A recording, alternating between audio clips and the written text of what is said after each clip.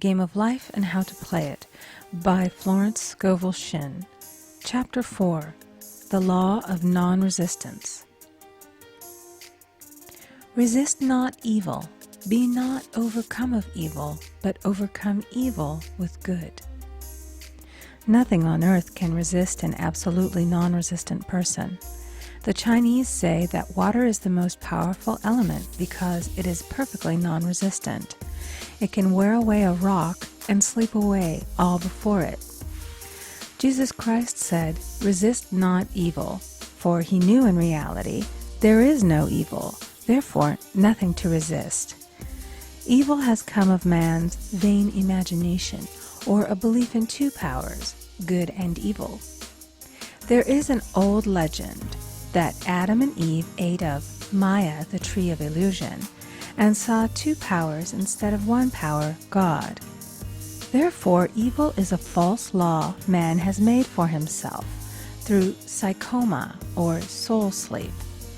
Soul sleep means that man's soul has been hypnotized by the race belief of sin, sickness, and death, etc., which is carnal or mortal thought, and his affairs have outpictured his illusions. We have read in the preceding chapter that man's soul is his subconscious mind, and whatever he feels deeply, good or bad, is outpictured by that faithful servant. His body and affairs show forth what he has been picturing. The sick man has pictured sickness, the poor man poverty, the rich man wealth. Young people often say, "Why does a little child attract illness when it is too young to even know what it means?" I answer that children are sensitive and receptive to the thoughts of others about them, and often outpicture the fears of their parents.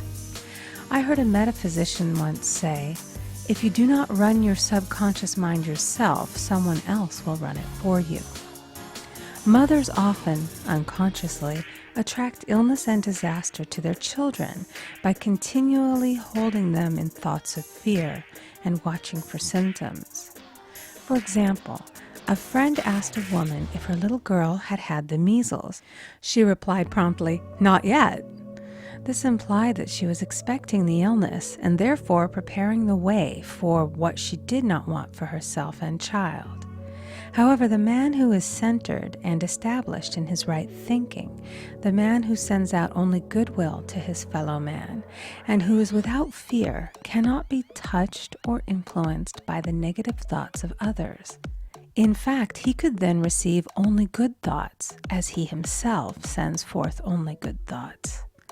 Resistance is hell, for it places man in a state of torment.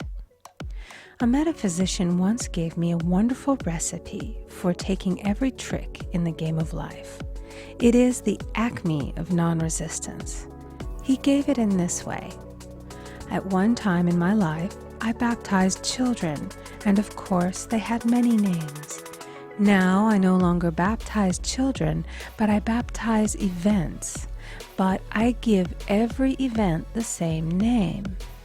If I have a failure, I baptize it success, in the name of the Father and of the Son and of the Holy Ghost. In this we see the great law of transmutation, founded on non-resistance. Through his spoken word, every failure was transmuted into success. For example, a woman who required money, who knew the spiritual law of opulence, was thrown continually in a business way with a man who made her feel very poor. He talked lack and limitation, and she commenced to catch his poverty thoughts. So she disliked him and blamed him for her failure. She knew in order to demonstrate her supply, she must first feel that she had received. A feeling of opulence must precede its manifestation. It dawned upon her one day that she was resisting the situation and seeing two powers instead of one. So she blessed the man and baptized the situation. "Success," she affirmed. As there is only one power, God, this man is here for my good and my prosperity, just what he did not seem to be there for. Soon after that, she met, through this man, a woman who gave her, for a service rendered, several $1,000s, and the man moved to a distant city and faded harmoniously from her life. Make the statement, "Every man is a golden link in the chain of my good, for all men are God in manifestation, awaiting the opportunity given by man himself to serve the divine plan of his life. Bless your enemy, and you rob him of his ammunition. His arrows will be transmuted into blessings." This law is true of nations as well as individuals. Bless a nation, send love and goodwill to every inhabitant, and it is robbed of its power to harm. Man can only get the right idea of non-resistance through spiritual understanding. My students have often said, "I don't want to be a doormat." I reply, when you use non-resistance with wisdom, no one will ever be able to walk over you. Another example. One day I was impatiently awaiting an important telephone call. I resisted every call that came in and made no outgoing calls myself, reasoning that it might interfere with the one I was awaiting. Instead of saying, "Divine ideas never conflict, the call will come at the right time," leaving it to infinite intelligence to arrange, I commenced to manage things myself. I made the battle mine, not God's, and remained tense and anxious. The bell did not ring for about an hour, and I glanced at the phone and found the receiver had been off that length of time, and the phone was disconnected. My anxiety, fear, and belief in interference had brought on a total eclipse of the telephone. Realizing what I had done, I commenced blessing the situation at once. I baptized it success and affirmed, "I cannot lose any call that belongs to me by divine right. I am under grace and not under law." A friend rushed out to the nearest telephone to notify the company to reconnect. She entered a crowded grocery, but the proprietor left his customers and attended to the call himself. My phone was connected at once, and 2 minutes later I received a very important call, and about an hour afterward, the one I had been awaiting. One's ships come in over a calm sea. So long as man resists a situation, he will have it with him. If he runs away from it, it will run after him. For example, I repeated this to a woman one day, and she replied, "How true that is. I was unhappy at home. I disliked my mother, who was critical and domineering. So I ran away and was married. But I married my mother, for my husband was exactly like my mother, and I had the same situation to face again. Agree with thine adversary quickly." That means agree that the adverse situation is good. Be undisturbed by it, and it falls away of its own weight. "None of these things move me" is a wonderful affirmation. The inharmonious situation comes from some inharmony within man himself. When there is in him no emotional response to an inharmonious situation, it fades away forever from his pathway. So we see man's work is ever with himself. People have said to me, "Give treatments to change my husband or my brother." I reply, "No, I will give treatments to change you. When you change, your husband and your brother will change." One of my students was in the habit of lying. I told her it was a failure method, and if she lied, she would be lied to. She replied, "I don't care. I can't possibly get along without lying." One day she was speaking on the phone to a man with whom she was very much in love. She turned to me and said, "I don't trust him. I know he's lying to me."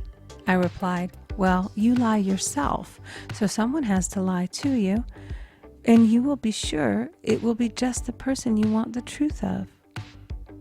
Sometime after that I saw her, and she said, "I'm cured of lying." I questioned, "What cured you?" She replied, "I've been living with a woman who lied worse than I did." One is often cured of his faults by seeing them in others. Life is a mirror, and we find only ourselves reflected in our associates. Living in the past is a failure method and a violation of spiritual law. Jesus Christ said, "Behold, now is the accepted time. Now is the day of salvation." Lot's wife looked back and was turned into a pillar of salt. The robbers of time are the past and the future. Man should bless the past and forget it, if it keeps him in bondage, and bless the future, knowing it has in store for him endless joys, but live fully in the now. For example, a woman came to me complaining that she had no money with which to buy Christmas gifts. She said, "Last year was so different. I had plenty of money and gave lovely presents, and this year I scarcely have a cent." I replied, "You will never demonstrate money while you are pathetic and live in the past. Live fully in the now and get ready to give Christmas presents. Dig your ditches and the money will come." She exclaimed, "I know what to do. I'll buy some tinsel, twine, Christmas seals, and wrapping paper." I replied, "Do that, and the presents will come and stick themselves to the Christmas seals." This too was showing financial fearlessness and faith in God, as the reasoning mind said, "Keep every cent you have, as you are not sure you will get any more."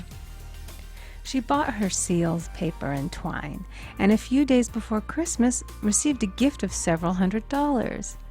Buying the seals and twine had impressed the subconscious with expectancy and opened the way for the manifestation of the money. She purchased all the presents in plenty of time. Man must live suspended in the moment. Look well, therefore, to this day. Such is the salutation of the dawn. He must be spiritually alert, ever waiting his leads, taking advantage of every opportunity. One day, I said continually, silently, "Infinite Spirit, don't let me miss a trick." And something very important was told to me that evening. It is most necessary to begin the day with the right words.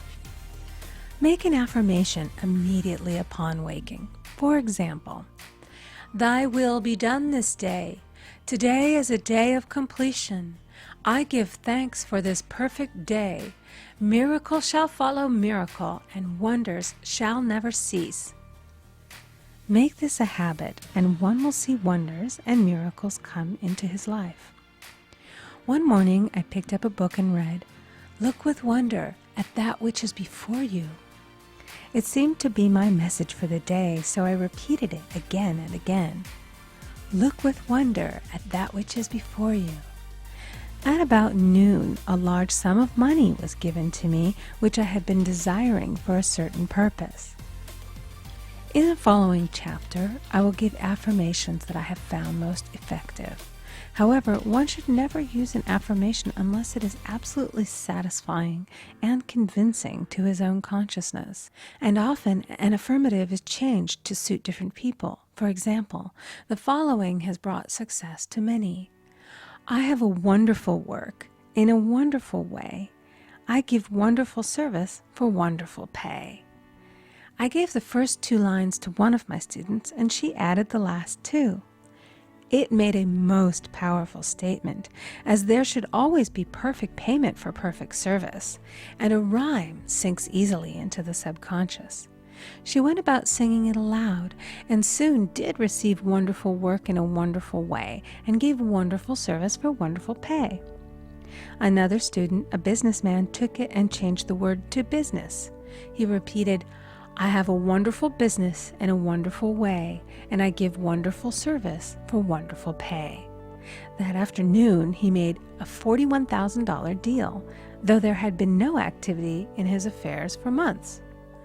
Every affirmation must be carefully worded and completely cover the ground.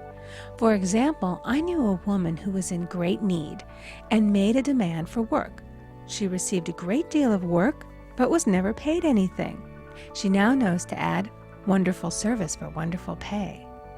It is man's divine right to have plenty, more than enough.